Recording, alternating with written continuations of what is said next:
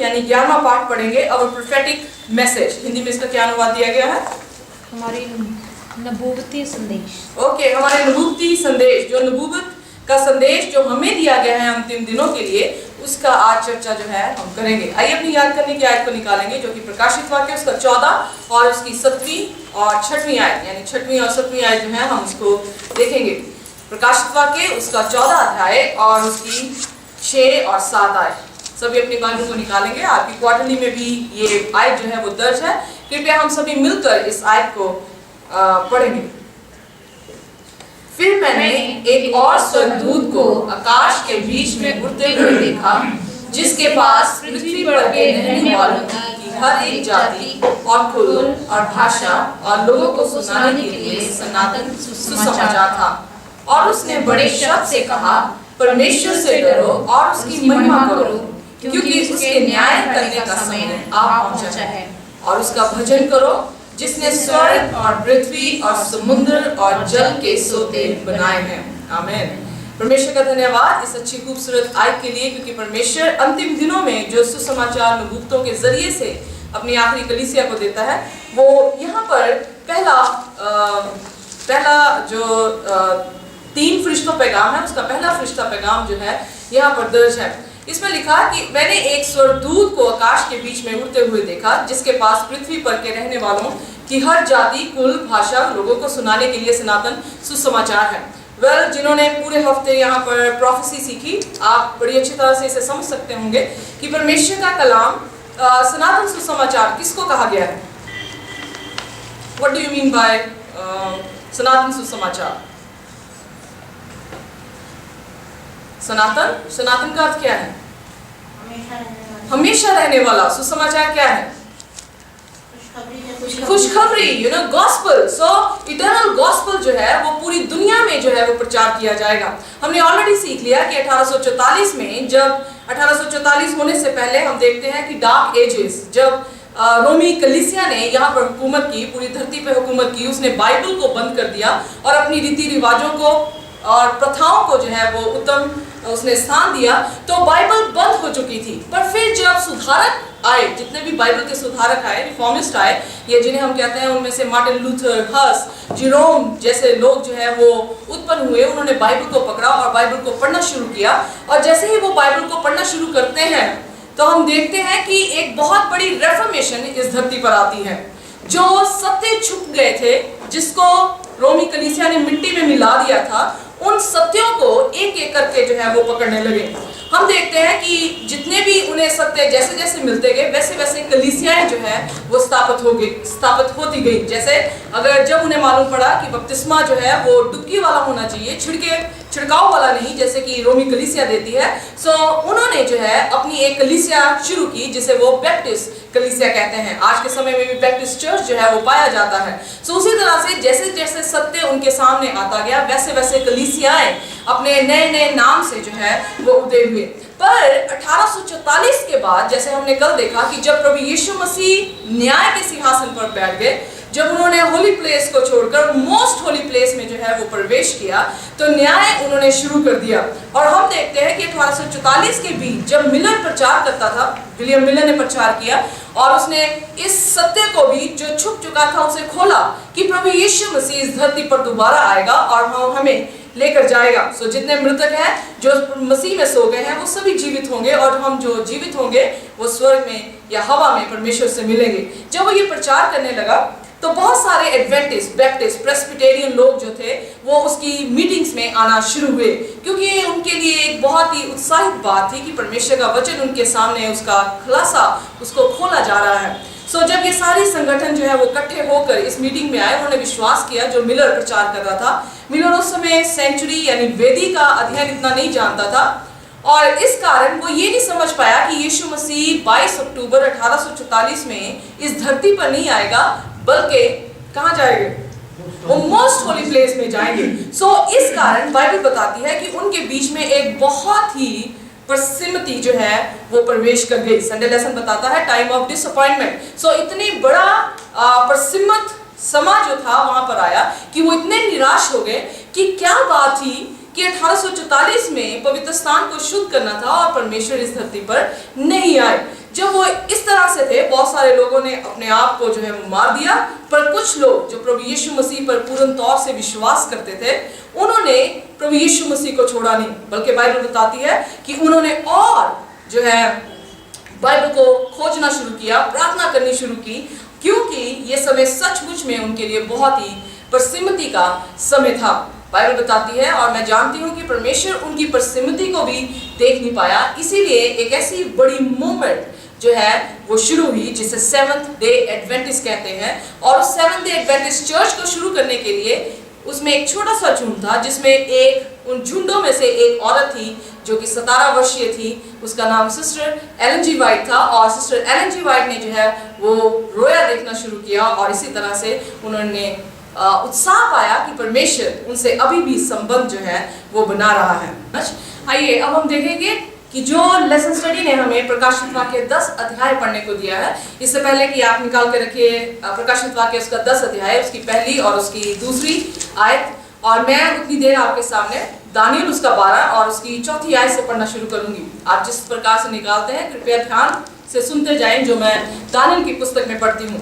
हमने पूरी दानियल की पुस्तक में देखा, कुछ हफ्तों से हम प्रोफेटिक मैसेजेस जो है वो सीख रहे हैं चर्च में। हमने पाया कि दानियल को परमेश्वर ने 2300 दिन की जो है वो प्रोफेसी समझाई। 9वें अध्याय तक हमने सीखा कल पिछले हफ्ते तक कि 2300 साल की जो प्रोफेसी थी वो 1844 में जो है वो खत्म हुई, और दानियल जो था वो अभी भी कुछ बातें जो है वो समझ नहीं पा रहा था कि परमेश्वर ऐसा क्या। आइए मैं आपको पढ़ के दिखाती हूँ जब दानियल इससे पहले कि अपनी पुस्तक को बंद करता परमेश्वर उससे क्या बात करता है। परंतु हे दानियल, तू इस पुस्तक पर मोहर करके इन वचनों को अंत समय तक के लिए बंद रख, और बहुत लोग पूछताछ और ढूंढान करेंगे, इससे ज्ञान बढ़ भी जाएगा। ये सब सुन मुझ दानियल ने सृष्टि करके क्या देखा कि 2 पुरुष खड़े हैं, एक तो नदी के इस पार और दूसरा नदी के उस तीर पर। तब जो पुरुष सन का वस्त्र पहने हुए नदी के जल के ऊपर था, उसने उन पुरुषों में से एक से पूछा, इस आश्चर्य कर्मों का अंत कब तक होगा? तब जो पुरुष सन का वस्त्र पहने हुए नदी के जल के ऊपर था, उसने मेरे सुनते दाहिना और बायां दोनों हाथ स्वर्ग की ओर उठाकर सदा जीवित रहने वाले की शपथ खा कर कहा, ये दशा 3.5 काल तक रहेगी, और जब पवित्र प्रजा की शक्ति टूटते टूटते समाप्त हो जाएगी तब ये बातें पूरी होंगी। ओके, अब यहाँ पर फिर 3.5 साल का जिक्र आया है। परमेश्वर से दानियल पूछ रहा है कि परमेश्वर ये बातें जो तूने मुझे प्रोफेसी समझाई है वो कब पूरी होगी। उसके दिल में भी वही प्रश्न, कब तक ये बातें जो है वो पूरी होंगी। तो परमेश्वर कहता है दानियल, ये वचन तेरे लिए नहीं है, इसको तू क्या कर दे, बंद कर दे, मोहर लगा दे। ये वचन अंत के समय के लोगों के लिए है, क्योंकि अंत के समय में जब ये खुलेंगी खुलासा होगा और लोग इससे जो है वो ज्ञान जो है वो प्राप्त करेंगे। फिर वो क्या कह रहा है, कह रहा 3.5 काल के बाद जबकि पवित्र जनों की शक्ति टूट जाएगी, यानी they will be in the bondage, वो रोमी कलीसिया के इतने बॉन्डेज में होंगे, और उसके बाद जब सुधारक आके उनको आजादी से वचन सुनाने के लिए उनकी बाइबल ट्रांसलेट की जाएगी, घर घर में बाइबलें जो है वो पहुंचाई जाएंगी, तो ये ज्ञान उनके लिए उस समय जो है वो खुलेगा। आइए अब यूहन्ना प्रकाशित वाक्य हम अब उसका 10वां अध्याय उसकी पहली आयत से पढ़ना शुरू करेंगे। कोई भी जोर से इस आयत को पढ़ दीजिए। फिर मैंने एक और शक्तिशाली स्वर्गदूत को बादल ओढ़े हुए स्वर्ग से उतरते देखा। उसके सर पर मेघधनुष था, उसका मुंह सूर्य के समान और उसके पांव आग के खंभे के समान थे। Okay, just a minute. अब यहाँ पर एक व्यक्ति, एक स्वर्गीय दूत उसे दिखाई दे रहा है, स्वर्गीय दूत जिसने सूर्य को ओढ़ा हुआ है। ओके, और उसमें हम देखते हैं कि सूर्य ओढ़ने के साथ साथ उसके सिर पे जो है वो मेघ उसको रेनबो जो है वो रखा हुआ है, उसका मुंह सूर्य का सा है, उसके पांव आग के खंभे कैसे हैं। किसके बारे में यहाँ पे जिक्र करता है? अगर आप ध्यान दें प्रकाशित वाक्य 12 अध्याय में भी हम देखते हैं कि एक ऐसी औरत है जिसने सूर्य को ओढ़ा हुआ है, और उसके 12 सिर पे सितारे हैं, और वो चंद्रमा उसके पांव पर है। सूर्य को ओढ़ने का अर्थ क्या है? मलाकी की पुस्तक में लिखा, द सन ऑफ राइचियसनेस, धार्मिकता का सूर्य। जो है वो तुम्हें छुड़ाएगा, तुम्हारी बीमारी से तुम्हें छुड़ाएगा। सो ये कोई आम स्वर्गीय दूत नहीं है, बल्कि स्वर्गीय दूतों का प्रधान प्रभु यीशु मसीह का जिक्र आया है, क्योंकि उसके पांव ही हैं जो आग से धधकते हैं। आग का मतलब जो पवित्र है, और सिर्फ एक ही पवित्र है, और वो प्रभु यीशु मसीह है। जब उसने यीशु को देखा तो क्या हुआ, आगे देखिए। उसके हाथ में एक छोटी सी खुली हुई पुस्तक थी। उसने अपना दाहिना पांव समुद्र पर और बायां पांव पृथ्वी पर रखा और ऐसे बड़े शब्द से चिल्लाया जैसा सिंह गरजता है, और जब वह चिल्लाया तो गर्जन के 7 शब्द सुनाई दिए। ओके, यहाँ पर एक छोटी सी पुस्तक को लेकर यीशु मसीह खड़े हैं। अब वो उस छोटी सी पुस्तक को लेकर यीशु मसीह खड़े हैं, वो पुस्तक क्या दर्शाती है? आइए मैं ऐसा निकालना, इसी अध्याय को अगली आयतों में पढ़ेंगे। 5th वर्स से 5वीं आयत से आगे पढ़ते जाए। जिस स्वर्गदूत को मैंने समुद्र और पृथ्वी पर खड़े देखा था, उसने अपना दाहिना हाथ स्वर्ग की ओर उठाया और युगानुयुग जीवता है। ओके, हमने प्रोफेसी में देखा कि जमीन और पानी जो है वो दोनों लोगों को जो है वो दर्शाते हैं। पानी वो भी लोग हैं, पॉपुलेटेड एरिया। धरती वो जिसमें पॉपुलेशन ज्यादा नहीं, हर जगह पे परमेश्वर का हुकूमत, उसका राज्य जो है वहां पे नजर आता है। ओके, आगे देखिए। और जो युगानुयुग जीवता है, और जिसने स्वर्ग और जो कुछ उसमें है, और पृथ्वी को और जो कुछ उस पर है, और समुद्र को जो कुछ उसमें है सर्जा, उसी की शपथ खाकर कहा, अब तो और देर ना होगी। पढ़ दीजिए आगे। वरन 7वें स्वर्गदूत के तुरही फूंकने पर होने वाले शब्द के दिनों में परमेश्वर का गुप्त मनोरथ उस सुसमाचार के अनुसार जो उसने अपने दास भविष्यद्वक्ताओं को दिया पूरा होगा। ओके, अब यहाँ पर एक छोटी सी किताब है जिसे यीशु मसीह ने पकड़ा है। सृष्टिकर्ता के बारे में बताया गया है कि उसने सृष्टिकर्ता की शपथ ली। परमेश्वर के बाइबल में लिखा कि आप किसी की भी शपथ ना खाएं। क्यों? क्योंकि आपकी कोई भी चीज आपकी नहीं है, सब चीज परमेश्वर की है। अगर ये स्वर्गीय दूत शपथ खा रहा है उसकी जिसने सृष्टि की रचना की है, तो वो यीशु मसीह ही है जो ये बताने की कोशिश कर रहा है कि आई एम द क्रिएटर, मैं जो हूँ वो सृष्टि को बनाने वाला। फिर उसके बाद यहाँ पे जिक्र आता है कि 7वीं जो है वो 7th एंजल, सो 7वां स्वर्गीय दूत जब वहां पर आया, आप प्रकाशित वाक्य में पूर्ण तौर से देखेंगे कि 7 तुरहिए हैं, 7 कलीसियां हैं, 7 ही स्वर्गीय दूत हैं। आप हर चीज 7 करके देखेंगे। दैट इज कंप्लीटनेस, पूर्णता को दर्शाता है। जब बात आ गई कि वो 7वां स्वर्गीय दूत है, इसका अर्थ यह है कि अंतिम दिनों का वो टाइम पीरियड है। सो समय जो है वो आखिरी चल रहा है। जब आखिरी समय चल रहा है, प्रभु यीशु मसीह एक छोटी सी पुस्तक को खुले हुए दिखा रहा है, और यूहन्ना जो प्रकाशित वाक्य लिख रहा है वो हैरान है कि इस पुस्तक को क्या करना है जो ये स्वर्गीय दूत मुझे दिखाता है। आइए 8वीं आयत को पढ़ना शुरू करें। जिस शब्द को मैंने स्वर्ग से बोलते हुए सुना था, वह फिर मेरे साथ बातें करने लगा, जा जो स्वर्गदूत समुद्र पर और पृथ्वी पर खड़ा है उसके हाथ में की खुली हुई पुस्तक ले लो। मैंने स्वर्गदूत के पास जाकर कहा, ये छोटी पुस्तक मुझे दे। उसने मुझसे कहा, ले इसे खा ले, यह तेरा पेट कड़वा तो करेगी परंतु तेरे मुंह में मधु सी मीठी लगेगी। अतः मैं वह छोटी पुस्तक उस स्वर्गदूत के हाथ से लेकर खा गया। वह मेरे मुंह में मधु सी मीठी तो लगी, पर जब मैंने उसे खा गया तो मेरा पेट कड़वा हो गया। तब मुझसे ये कहा गया, तुझे बहुत से लोगों और जातियों और भाषाओं और राजाओं के विषय में फिर भविष्यवाणी करनी होगी। ओके, बड़ी अमेजिंग बात है कि एक छोटी सी किताब है जिसे परमेश्वर उसे खाने को कह रहा है, और वो कह रहा है कि जब तू इसे खाएगा मुंह में तो बहुत तुझे मीठी लगेगी, पर जैसे ही पेट में जाएगी तो वो क्या होगी, तेरे लिए कड़वी हो जाएगी। फिर अंत में वो कह रहा है कि जा इसी भविष्यवाणी को पूरी दुनिया में जो है वो जाके फैला। सो ये कौन सी किताब है? वो छोटी किताब है जो परमेश्वर यूहन्ना प्रकाशित वाक्य को दोबारा दिखा रहा है। हम देखते हैं कि जितना भी दानियल ने जो है वो दर्शन देखे, दानियल के सारे दर्शनों का निचोड़ कंटिन्यूशन में, यानी उसकी लगातार प्रोफेसी में आगे के इवेंट्स के बारे में प्रकाशित वाक्य जो यूहन्ना लिख रहा है उसको परमेश्वर दिखाता है। सो यहाँ पर जब दानियल पूछ रहा है कि परमेश्वर दानियल की पुस्तक का क्या करूं, तो परमेश्वर उसे कहता है कि इसे क्या कर दे, बंद कर दे, क्योंकि ये किसकी किताब है? अंतिम दिनों के लोगों की किताब है। प्रकाशित वाक्य 10 अध्याय में हम देखते हैं कि 7वां स्वर्गीय दूत है, यानी अंतिम दिनों का समय है, और परमेश्वर यूहन्ना को कह रहा है कि उठ और इस छोटी पुस्तक को खा, और ये तेरे मुंह में तो मीठी लगेगी। मुंह में मीठी क्या लगी? उन्हें जब मिलर ने ये पढ़ा कि 1844 में पवित्र स्थान जो है वो शुद्ध किया जाएगा, तो उसके लिए बहुत ही मीठा था, क्योंकि वो ये समझ रहा था कि प्रभु यीशु मसीह इस धरती पर बहुत ही जल्द आ रहे हैं। पर जब प्रभु यीशु मसीह नहीं आए तो फिर क्या हुआ? ये उनके लिए सबसे बड़ा कड़वा जो है वो अनुभव ठहरा, क्योंकि बहुत बड़ी जो है वो डिसअपॉइंटमेंट क्रिश्चियन मसीहों के बीच में जो है वो आ गई कि वो ये नहीं समझ पाए कि यीशु मसीह इस धरती पर क्यों नहीं आए। जब ये डिसअपॉइंटमेंट की बात प्रभु यीशु मसीह प्रकाशित वाक्य में यूहन्ना को भी समझा रहे हैं कि ये छोटी किताब जब मेरे लोग सुनेंगे तो उनके लिए ये बहुत ही मधुर या मीठी होगी, पर जब वो डिसअपॉइंट होंगे तो ये उनके लिए बहुत ही किताब जो है क्या हो जाएगी?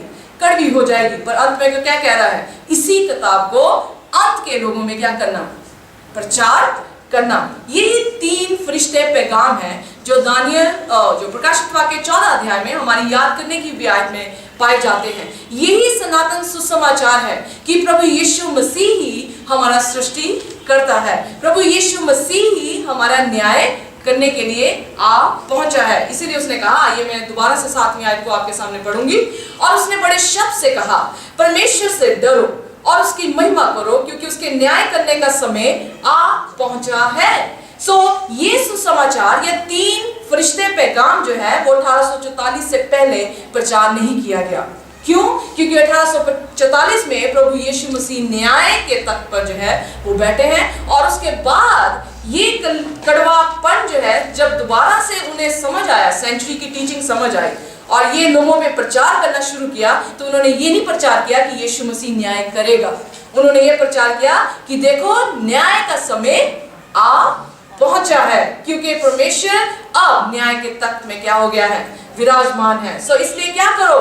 परमेश्वर से डरो और उसकी महिमा करो, क्योंकि उसके न्याय का समय आ पहुंचा है। उसका भजन करो जिसने स्वर्ग, पृथ्वी, समुद्र के जल के सोते जो है वो बनाए हैं। मंडे लेसन जो है वो हमारे बीच में आता है, फियर गॉड, परमेश्वर से डरें। परमेश्वर से डरने का अर्थ क्या है? What do you think by fear God? Respect. Okay, उसको सम्मान, उसको आदर देना, ये उसके प्रति जो है वो डरना है। परमेश्वर हर तरह के डर को अप्रिशिएट करता है। ओके, जैसे फॉर एग्जांपल कई बार बच्चे जो है वो प्यार से आपकी बात ना समझे तो कई बार उन्हें धमकाया भी जाता है। धमकाने से अगर वो डर के सुधर जाए तो माँ बाप के लिए वो भी धमकाया जो है वो बहुत अच्छा होता है। इसलिए आइए मैं आपके सामने जो है कुछ आयतें जो है वो पढ़ के सुनाऊंगी। आइए देखिए मेरे साथ, आप सिस्टर संध्या आप निकाल के रखिए प्रकाशित वाक्य उसका 11 और उसकी 13वीं आयत, और हिंदी में सिस्टर आप निकाल के रखिए प्रकाशित वाक्य 14 उसकी 12। मैं उतनी देर निकालूंगी प्रकाशित वाक्य 18 और उसकी 18वीं आयत। और अन्य जातियों ने क्रोध किया और तेरा प्रकोप आ पड़ा, और वह समय आ पहुंचा है कि मरे हुओं का न्याय किया जाए, और तेरे दास भविष्यद्वक्ताओं और पवित्र लोगों को और उन छोटे बड़ों को जो तेरे नाम से डरते हैं बदला दिया जाए, और पृथ्वी के बिगाड़ने वाले नाश किए जाए। अब यहाँ पर हम देखते हैं ट्रू बिलीवर्स का डर। ओके, 18 उसकी 18 में हम देखते हैं वो लोग मरे हुओं का न्याय किया जाए, तेरे दास भविष्यद्वक्ता और पवित्र लोगों को और उन छोटों और बड़ों को जो तेरे नाम से डरते हैं बदला दिया जाए। कौन सा बदला प्रभु यीशु मसीह अपने लोगों को देगा? हमेशा की जिंदगी कि हमेशा की मौत? हमेशा की जिंदगी। ओके, अगर प्रभु यीशु मसीह बदला पवित्र लोगों को हमेशा की जिंदगी देता है, इसका अर्थ यह है कि वो लोग हैं जो परमेश्वर का सचमुच में सम्मान करने वाले हैं। यानी उनका डर कैसा है? उनका डर इंग्लिश में लिखा फियर गॉड। वो कौन सा डर है?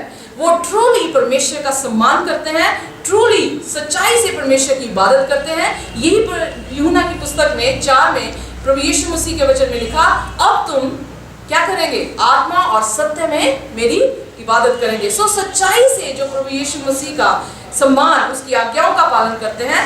This verse talking about the true believers. ये आयत जो है वो सच्चे विश्वासियों के बारे में बताती है। अब आप मेरे साथ निकालिए प्रकाशित वाक्य 14 और 12, जिसके पास भी है ऊंचे शब्दों में इसे पढ़ दीजिए। पवित्र लोगों का धीरज इसी में है जो परमेश्वर की आज्ञा को मानते और यीशु पर विश्वास रखते हैं। ये एक सच्चा जो है वो डरना है। परमेश्वर से डरो, इसका अर्थ क्या है कि जो परमेश्वर ने आपके लिए हिदायतें दे दी हैं, निर्देश दे दिए हैं, आप उसी के अनुसार अपने जीवन को चलाते हैं। So true believers they always keep the commandments. जो सच्चे मसीह हैं वो प्रभु यीशु मसीह के 10 हुक्मों को, साथ साथ की सबक के हुक्म को भी मानते हैं और परमेश्वर पर विश्वास करते हैं, यीशु मसीह की गवाही पर विश्वास करते हैं। जैसे कि कल हमने सीखा, यीशु की गवाही क्या है? किसका वरदान? ओके, सो भविष्यवाणी का वरदान है जो कि प्रकाशित वाक्य उसका 19 और उसकी 10 आयत में हमने कल सीखा था। सो फिर उसके बाद आइए में से निकालिए प्रकाशित वाक्य 11 उसकी 13। फिर उसी घड़ी एक बड़ा भूकंप हुआ और नगर का 10वां भाग गिर पड़ा और उस भूकंप के 7,000 मनुष्य मर गए और शेष डर गए और स्वर्ग के परमेश्वर की महिमा की। ओके, यहाँ पर अब कुछ ऐसा बड़ा भूकंप आया जिसके इवेंट से, हादसे से लोग डर के प्रभु यीशु मसीह की क्या कर रहे हैं? महिमा कर रहे हैं। सो दो तरह के ग्रुप हैं, दोनों तरह के ग्रुप को प्रभु यीशु मसीह अप्रिशिएट कर रहा है। एक वो जो सचमुच में प्यार करते हैं, वो उससे डरते हैं। दूसरे वो अगर कोई मुसीबत या परेशानी उनके ऊपर आ जाए और फिर वो परमेश्वर की तरफ मुंह करके डर जाए, तो फिर परमेश्वर की वो क्या करते हैं? महिमा करते हैं। सो यही बात है जो 3 फरिश्ते पैगाम यानी अंतिम कलीसिया पूरी दुनिया में फैलाएगी कि परमेश्वर से डरो। क्यों डरो? क्योंकि उसकी भविष्यवाणी हमें ये बताती है कि अंत का समय बहुत ही बुरा होगा, जैसे कि भूतकाल के समय का हम नजर करते हैं। सो इसलिए परमेश्वर से डरो, ऐसा ना हो कि उसकी विपत्तियां तुम पर आ पड़े। सो कुछ लोग विपत्तियों से डरकर परमेश्वर के पास और उसके समीप जो है वो आने की कोशिश करते हैं। कुछ इसलिए नहीं आते कि विपत्तियां आने वाली हैं, कुछ इसलिए आते हैं कि वो उसकी भलाई को देखकर अपने सिर को उसके सामने क्या कर देते हैं? झुका देते हैं। सो fear God because his judgment has come।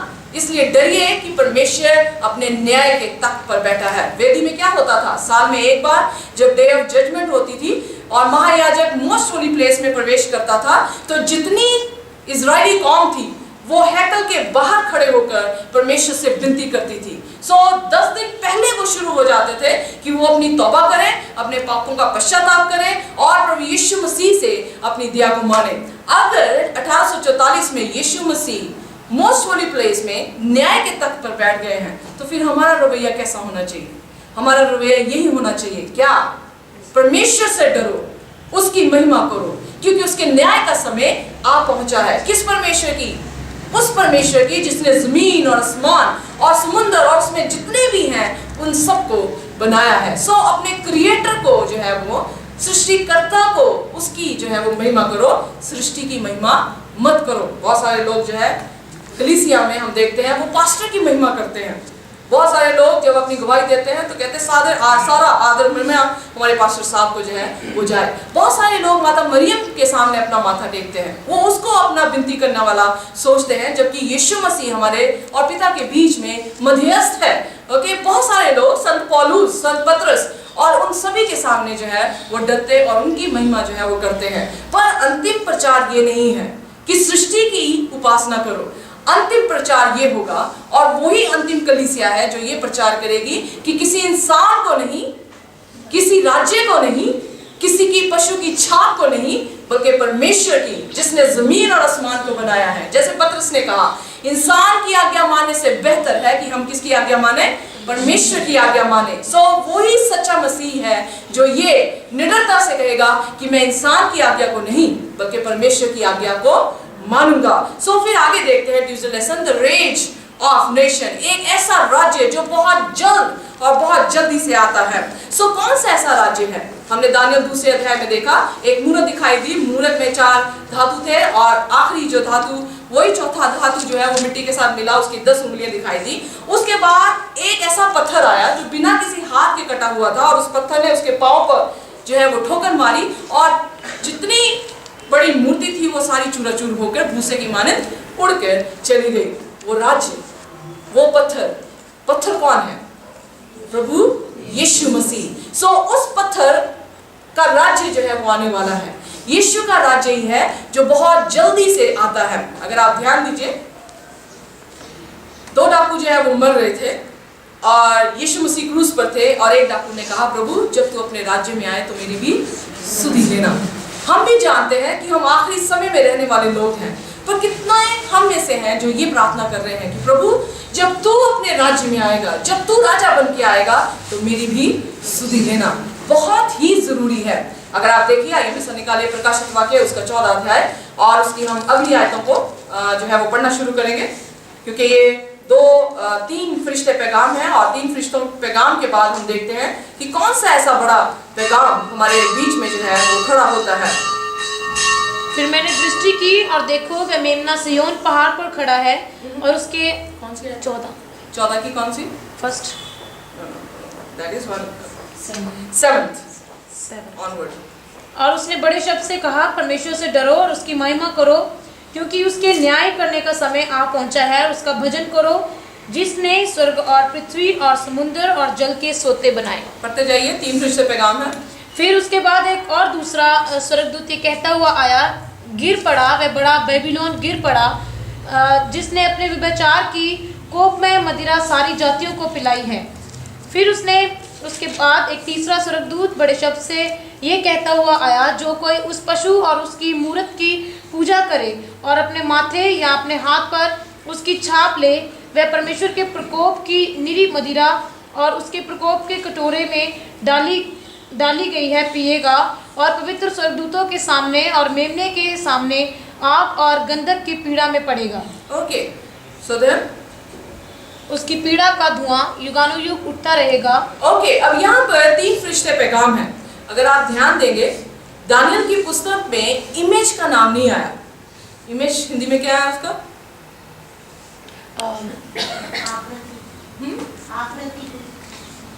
कोई दोबारा से पढ़िए वो आयत, हिंदी में इसका क्या अनुवाद दिया गया है? 9वीं आयत। जो कोई उस पशु की और मूर्ति की पूजा। ओके, सो दानियल की पुस्तक में हम ये देखते हैं कि दानियल इतना देख रहा था कि 1260 साल तक रोमी कलीसिया जो है वो छोटा सा सीन जो है वो राज्य करेगा।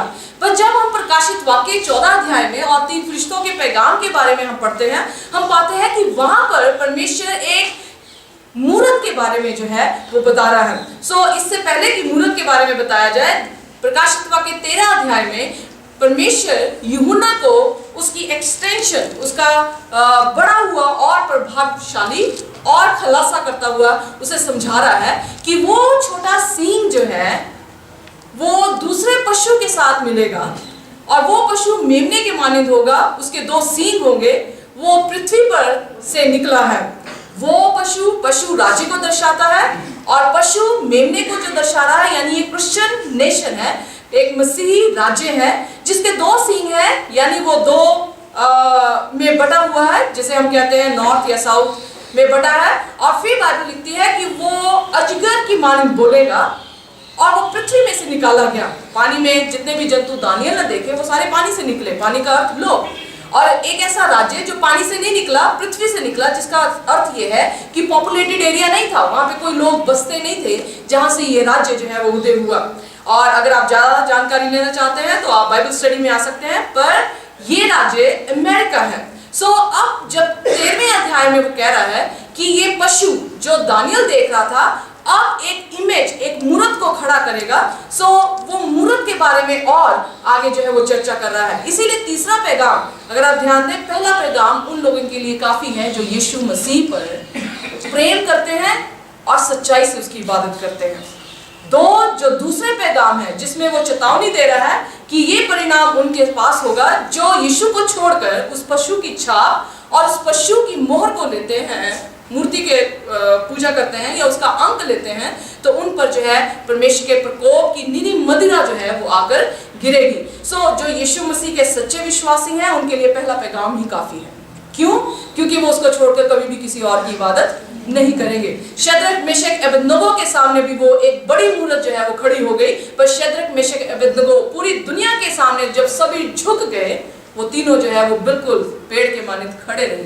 उन्होंने ये नहीं सोचा कि चलो यार कोई बात नहीं, हम लेस ही बांध देते हैं, राजा को यही समझाना कि हम झुके हुए हैं, हमें तो पता है हम उसकी मूरत की पूजा नहीं कर रहे। पर वो ऐसे सीधे खड़े रहे। उन्होंने कहा, हे राजा, पहली बात बात तो ये तुम्हें कहना चाहते हैं कि हमारा परमेश्वर इतना जोरावर है कि वो हमें बचा सकता है। अगर ना भी बचाए तब भी मैं तुझसे ये कहता हूं कि हम तेरी मूरत के सामने सिर नहीं झुकाएंगे। जो सच्चे यीशु मसीह को प्यार करने वाले लोग हैं उनके लिए दूसरे जो दो रह गए हैं फरिश्ते पैगाम, उनके लिए कोई कार्य नहीं है। पर जो डर के मारे प्रभु यीशु मसीह के पास आ जाए और अपने आप को बचा ले, उनके लिए परमेश्वर ने 2 और फरिश्ते भेजे।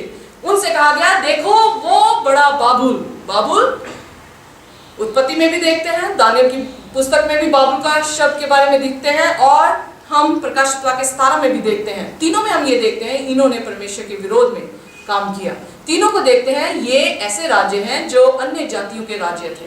तीनों को देखते हैं कि इन्होंने आत्मिक व्यभिचार किया है, यानी परमेश्वर को छोड़ इन्होंने शैतान को अपना जो है वो मालिक, अपना पति जो है वो बना लिया। इसलिए कहता कि 7 औरतों ने क्या कहा कि नाम तो अपना दे, प्रकाशित वाक्य 7 यशाया उसका 7 अध्याय में, कि औरतें कहने लगी कि तू अपना सिर्फ नाम दे, हम अपनी रोटी खुद खाएंगे, हम अपना पैसा खुद कमाएंगे, हम जीवन भी जो है वो खुद बिता देंगे। रोटी खाएंगे यानी हमारा वचन अपना ही होगा। एक ऐसी कलीसिया को दर्शाता था जो यीशु का नाम तो रखते हैं पर यीशु उनके साथ या उनका पति जो है वो नहीं है। इसलिए ये 2 हम देखते हैं। फिर खास बात क्या है, वेडनेसडे लेसन हमें ये बताता है वर्शिप द क्रिएटर। ये बात जो है वो बहुत ही खास है। 3 फरिश्ते पैगाम का निचोड़ ही ये है, ना पशु की छाप, ना ही उसकी मूरत। सबसे अहमियत बात, उभरती हुई बात ये है कि हमें ये जानना होगा कि हम कौन है और हमारा परमेश्वर जिसने हमें बनाया है वो कौन है। बहुत सारी दुनिया क्यों कंफ्यूज है, क्यों नास्तिक बन जाते हैं। जैसे पास्टर ने कहा 1844 में डिसअपॉइंटमेंट आई तो बहुत सारे लोग नास्तिक बन गए। क्यों? क्योंकि वो अपने परमेश्वर को अच्छी तरह से जानते नहीं थे कि उनका परमेश्वर कैसा है। वो नहीं जानते थे कि उनका परमेश्वर उनसे बहुत प्रेम करता है, इसलिए उन्होंने परमेश्वर को छोड़ दिया। पर जो सचमुच में यीशु से प्रेम करते थे उन्होंने अपने बाइबलों को उठा लिया। क्यों? क्योंकि उनको आशा इसी से मिलती है।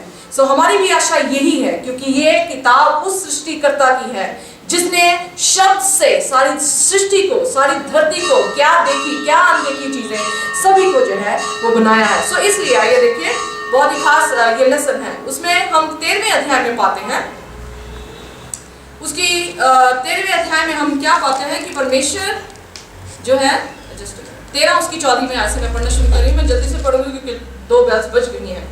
और उन्होंने अजगर की पूजा की क्योंकि उसने पशु को अपना अधिकार दे दिया था, और ये कहकर पशु की पूजा की कि इस पशु के समान कौन है।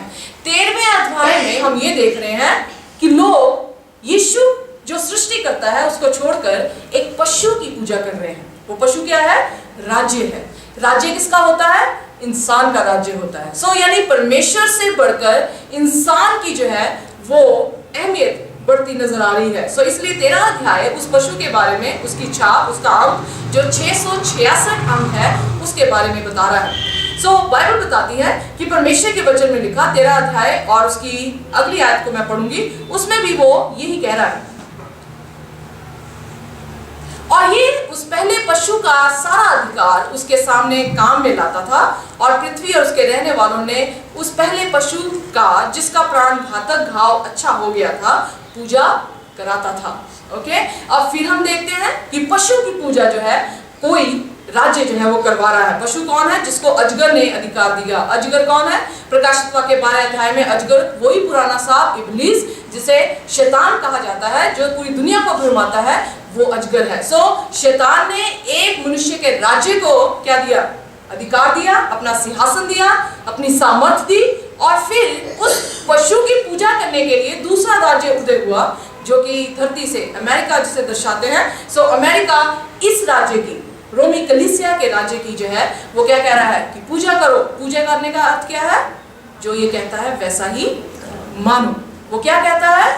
प्रभु यीशु मसीह के अलावा अगर आप फादर्स के पास जाकर कन्फेस करते हैं अपने पापों का, तो आपके पाप क्या हो जाएंगे? क्षमा हो जाएंगे। यीशु मसीह ही नहीं है जिसके जरिए से हम निजात पाते हैं, बल्कि मरियम भी यीशु मसीह से विनती हमारे लिए कर सकती है। वो क्या कहते हैं? अगर पोप अपना सेप्टर आपके ऊपर लगा दे तो आपकी जिंदगी भर के पाप जो है वो क्या हो जाएंगे?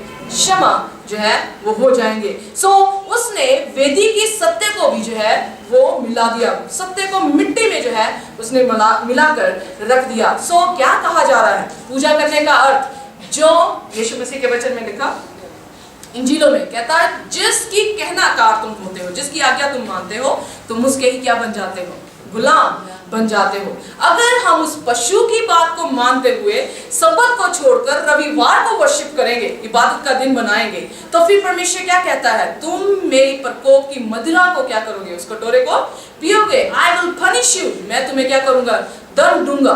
सो जरूरत है कि हम ये समझ लें परमेश्वर क्या कहता है। सिस्टर एलन जी वाइट ने कहा, अगर आप बाइबल नहीं पढ़ते आपको नहीं मालूम पड़ेगा कि परमेश्वर क्या कहता है। अगर आपको ये नहीं मालूम पड़ेगा कि परमेश्वर क्या कहता है तो आप उस पर चलेंगे भी नहीं। अगर आप उस पर नहीं चले तो अल्टीमेटली आप मौत के वारिस जो है वो हो जाएंगे। सो बहुत जरूरी है कि हम परमेश्वर के कलाम को पढ़ें कि परमेश्वर का कलाम क्या कहता है।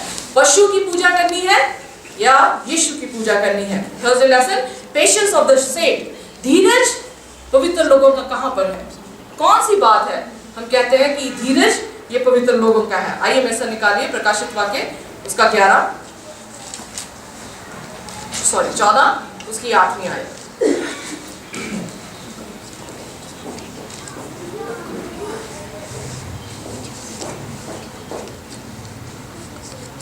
पढ़िए प्लीज, अगर नहीं निकाला तो मैं पढ़ देती हूँ। फिर इसके बाद एक और दूसरा स्वर्गीय दूत ये कहता हुआ आया कि गिर पड़ा वह बड़ा बाबुल, गिर पड़ा जिसने अपने व्यभिचार की कोपियां मदिरा सारी जातियों को पिलाई है। फिर इनके बाद एक और स्वर्गीय दूत बड़े शब्द से कहता हुआ आया, जो कोई इस पशु और उसकी मूर्त की पूजा करे, अपने माथे या अपने हाथ पर उसकी छाप ले, तो वह परमेश्वर का प्रकोप की निरी मदिरा जो उसके क्रोध के कटोरे में डाली गई है पिएगा, और पवित्र स्वर्गीय दूतों के सामने और मेमने के सामने और आग और गंधक की पीड़ा में पड़ेगा। सो हम देखते हैं कि बाबुल गिर पड़ा। परमेश्वर ये चेतावनी अपने फरिश्तों के द्वारा कह रहा है, वो बाबुल गिर पड़ा, यानी वो अपनी सच्ची शिक्षाओं से क्या हो गया, गिर गया है। सो इसलिए मैंने कहा बाबुल बाइबल में जब भी आप पाएंगे उन्होंने परमेश्वर के विरोध में जो है वो बलवा किया। परमेश्वर ने कहा मैं जल से कभी भी आपको तबाह नहीं करूंगा। तो ब्रुज निम्रोद ने, जो बाबुल का था राजा निम्रोद ने जो है वो ब्रुज बनाया, कहा कि अगर यीशु मसीह अब दोबारा पानी भेजेगा तो हम इस ब्रुज में जो है वो चढ़ जाएंगे। सो परमेश्वर के वचन में दानियल ने 2 अध्याय में ऑलरेडी सिखा दिया था कि हे राजा नबूकदनेस्सर, तेरा सिर सोने का है, तेरे सिर के बाद एक और राज्य आएगा। पर 3 अध्याय में क्या कर रहा है, बाबुल का राजा नबूकदनेस्सर जो है उसने मूर्त बनाई तो उसने पूरी सोने की बनाई, ये कहते हुए कि नहीं मेरा राज्य हमेशा तक जो है वो स्थिर रहेगा। सो जो परमेश्वर कहता है उसके विरोध में बाबुल ने हमेशा किया। सो इस कलीसिया को परमेश्वर क्या कह रहा है, रोमी कलीसिया को बाबुल करके बुलाता है और कहता है कि ये गिर पड़ा। इसलिए 18 प्रकाशित 18 उसकी 4 में लिखा, फिर मैंने स्वर्गदूत से किसी और का शब्द सुना, उसने क्या कहा कि हे मेरे लोगों उसमें से निकल आओ कि तुम उसके पापों में भागी ना हो और उसकी विपत्तियों में से कोई भी तुम पर आना पड़े, क्योंकि उसके पास स्वर्ग तक पहुंच गए हैं, उसके अधर्म परमेश्वर को स्मरण आए हैं। तो पवित्र लोगों का धीरज क्या है, पवित्र लोगों का धीरज यही है। फर्स्ट ऑफ ऑल हमें ये समझने की जरूरत है, हर कलीसिया में परमेश्वर के लोग पाए जाते हैं, इसीलिए वो उनको क्या कह रहा है, इससे बाहर आ जाओ। दूसरी बात हम ये देखते हैं कि वो जिन्होंने शब्द को सुना वो उसी कलीसिया में बैठे नहीं रहे। अगर आप किसी और कलीसिया में जाते थे, आपने परमेश्वर का सुसमाचार सुना और आप सेवंथ डे एडवेंटिस्ट बन गए, तो आप वो लोग हैं जिन्हें परमेश्वर ने पुकारा और आप उसमें से बाहर निकलकर सत्य में जो है वो खड़े हो गए हैं। सो जो दूसरी कलीसिया में है, इसलिए हमें भी प्रचार करना चाहिए कि लोगों तक सुसमाचार पहुंच जाए कि इसमें से क्या हो जाओ, बाहर निकल आओ। और जो बाहर निकल आएंगे परमेश्वर उन्हें क्या कर देगा, बचा देगा। और फिर बाइबल में लिखा कि उसकी विपत्ति यानी जो प्लेग्स, 7 प्लेग्स अंत दिनों में आने हैं, उस प्लेग से, विपत्तियों से तुम लोग क्या हो जाओ, बच जाओ। सो धीरज क्या है, धीरज यही है कि वो उसमें से निकलेंगे और फिर किसकी पूजा करेंगे, परमेश्वर की। सो पवित्र जनों का धीरज यही है कि वो परमेश्वर की आज्ञाओं को और मसीह के विश्वास को रखेंगे। सो मसीह का विश्वास और उसकी आज्ञाएं, शब्द को मिलाती हुई वो आज्ञा जिसे परमेश्वर अपने पवित्र जनों को देता है, वो लोग उसको पकड़ेंगे। और फिर बाइबल बताती है अगले शब्दों में, and I heard a voice from heavens saying to me, 14th verse, कोई भी हिंदी में पढ़ दीजिए, प्रकाशित वाक्य 14 उसकी 14वीं आयत।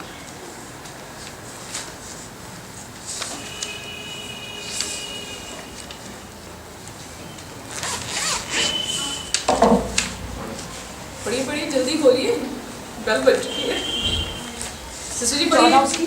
14 उसकी 14। मैंने सृष्टि की और देखो एक उजला बादल है और उस बादल पर मनुष्य के पुत्र सरीखा कोई बैठा है, जिसके सिर पर सोने का मुकुट और हाथ में तोखा खड़ुआ है।